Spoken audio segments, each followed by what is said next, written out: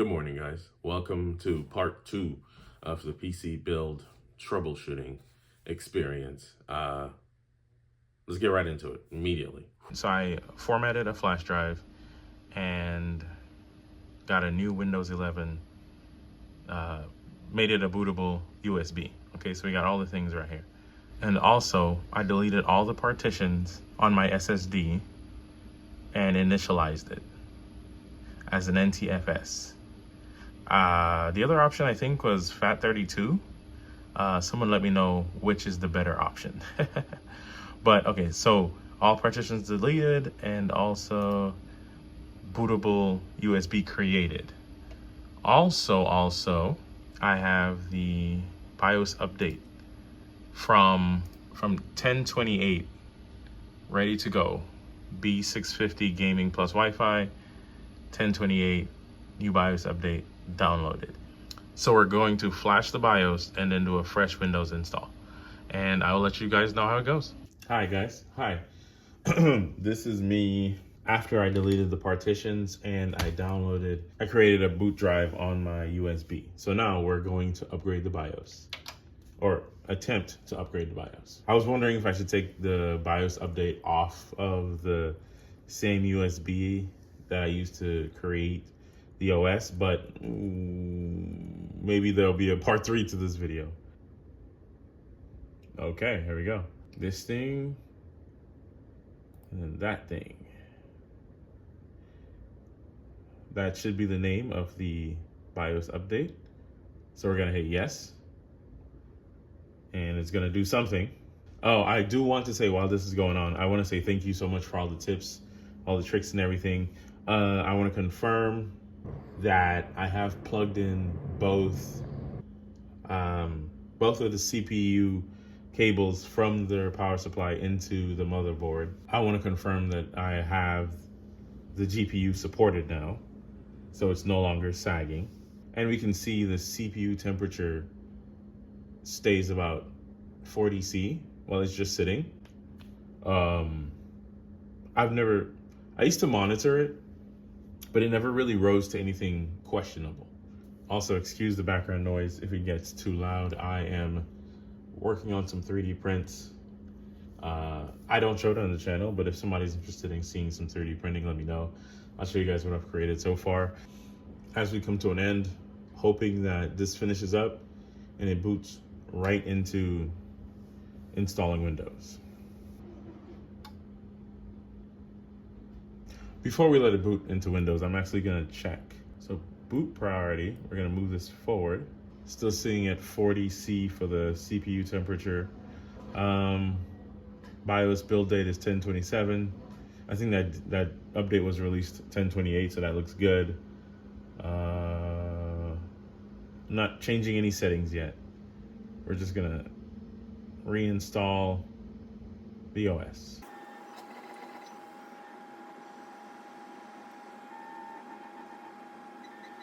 I will get a product key once it's up and running. I always run home. Let me know if I should run Pro or Home N. I don't think education or single language, I don't think any of this affects anything, but if somebody knows better, let me know. I saw a couple comments about when I said no pins on AMD. This is my first build, guys.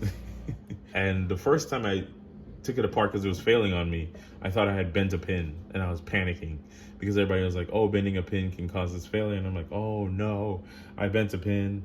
But then I saw it had no pins and I was like, oh, okay. Again, thank you for all the help. We are going to install it. So another thing, I'm installing it on the 2 terabyte SSD because I think that's just what I meant to do.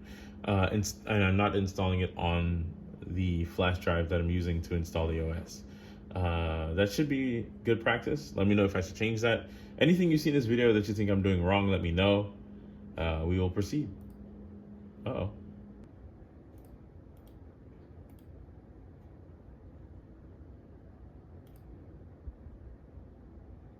Cool, so we went through and deleted that partition, and now we're gonna install Windows 11. Let's see. We just hit 100% and it's restarting. I wonder if it's going to freak out and keep trying to boot from the USB, like even after the OS is installed. What else did you guys suggest? Let me check my notes real quick. I know you guys can't see me, but I'm in the corner.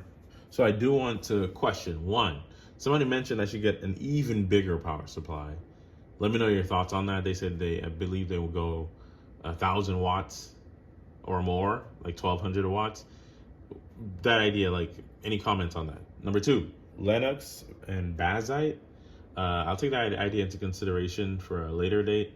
I'm still learning Linux, so I won't jump to that one immediately. Number three, somebody mentioned nuking the partitions and reinstalling Windows 3 times. If this doesn't work, I'll do it 2 more times and then get back to you. Hopefully this works. I do have a comment that I've tried this before and it worked for like a month and then it stopped working. But somebody also mentioned, I believe, don't quote me on this one, but getting to the point where it asks you to set up your network and you skip that step. So we're gonna skip that step. On this run, if it fails, then we'll sign in and install Windows like normal, okay?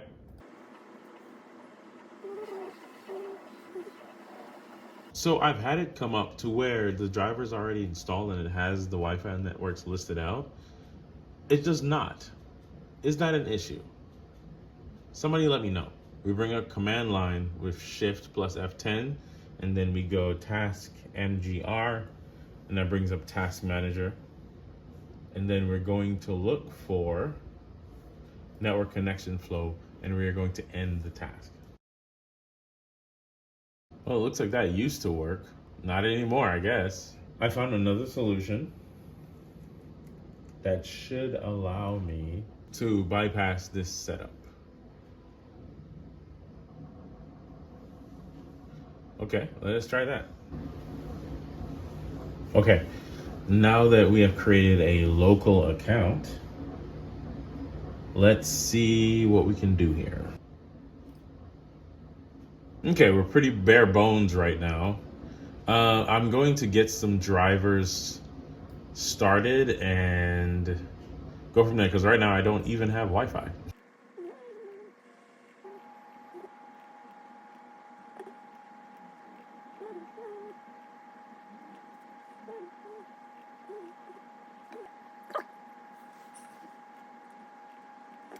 Hold on.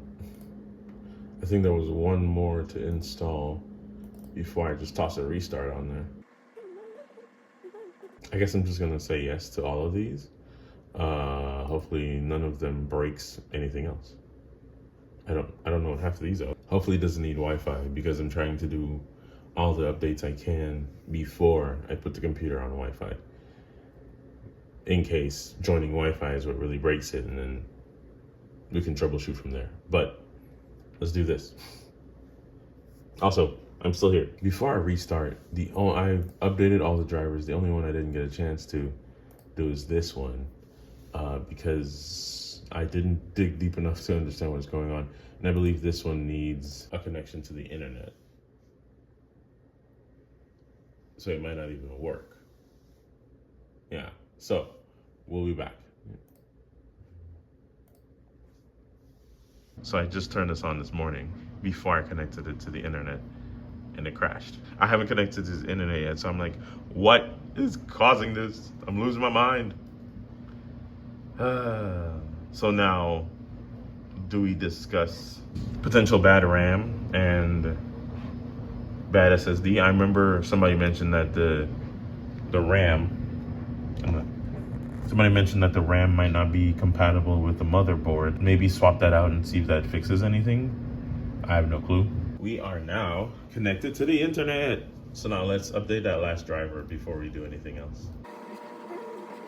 So the CPU survived the Cinebench test for 30 minutes. I'm running it for 10 minutes, maintaining, like, looking at the temperatures and everything. It doesn't get too hot. Nothing goes crazy, nothing goes red or over like halfway to 3/4. Like, it got a 1033, whatever that means.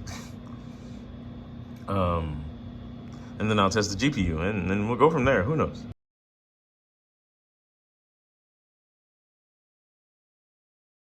What does this mean? Running some benchmarking. since Cinebench GPU test was just exiting, I don't think it was failing, it just wouldn't run. So we're doing this instead. So we did it on a high setting and our minimal FPS is 12. Okay. But at least it completed this test. I don't even know what to say. Okay. So I haven't really been computer gaming for a long time, but we're gonna test out 1 or 2 games just to see if everything is stable. So Helldivers worked. Let's try another game. So Assetto Corsa does fine. Let's do some trucking.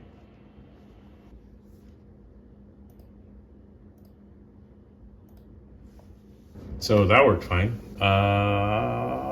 Fingers crossed. We'll keep doing tests as time goes on, but so far we are looking okay. So we just had our first failure. Well, I guess technically our third failure.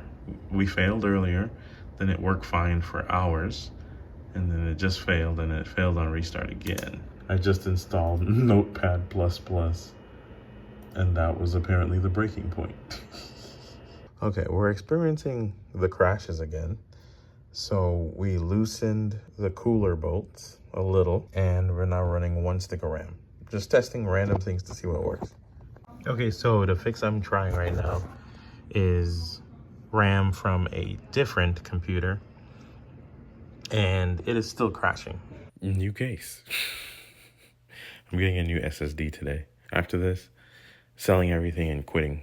Oh, it's off. I didn't even press the button yet, and I know it's off. I'm nervous. On, everything plugged in.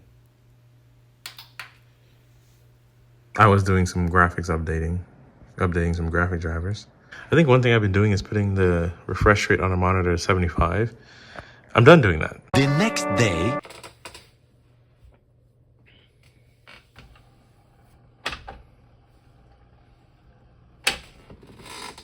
And now we see we have a startup with a picture, and it works. So at this point, I want to discuss what actually worked. So I went to Best Buy and I bought a brand new SSD because my last SSD, it would be listed in the discs, but I couldn't put the OS onto it. Okay, so this is what I was talking about, where it's listed in disk management, but it's not over here. And if we run list disk, it's not listed there either. And you can't format it here. So because I was running into the same crashes, I was gonna reinstall the SSD one more time. And when it came time to do that, the SSD was not being listed on the list of storage devices that I could put the OS on. That let me know, in my opinion, that the SSD was a problem. So I went through and I got a new one, and I put it in, put the OS on it, and then it allowed me to run Cinebench. It allowed me to run the Heaven GPU tester. It allowed me to run everything that I couldn't run, and I stopped running into the issue where when it was time to log into the computer, I got just that blue screen with the time on it. Now I have the picture, and I haven't had any crashes since I put that new SSD in it. It's been about 4 days on this new SSD, and everything looks good. The utilization of everything looks to be at a good range. I'm running CPU ID hardware monitor just to take a look at everything, make sure nothing's running too hot, make sure nothing's being overutilized, because eventually I do want to get into the overclocking and the getting all the frames and everything. So to discuss all the troubleshooting I've done in the past year, I sent the CPU back to be tested, and they said it was fine. I bought a new motherboard because I thought that would have been the issue, because it was throwing several different error codes. And they said if everything's crashing, it's probably tied to the motherboard. So I tried that. I got a new power supply. I got 2 new power supplies. The 7800 X3D only needs 1 CPU power cable. Not 2. I think 2 is just for redundancy. The one actually has been fine. I've had no crashes. I've tested it. I haven't gotten into overclocking and overutilizing quite as yet. I think I will attempt that in another video.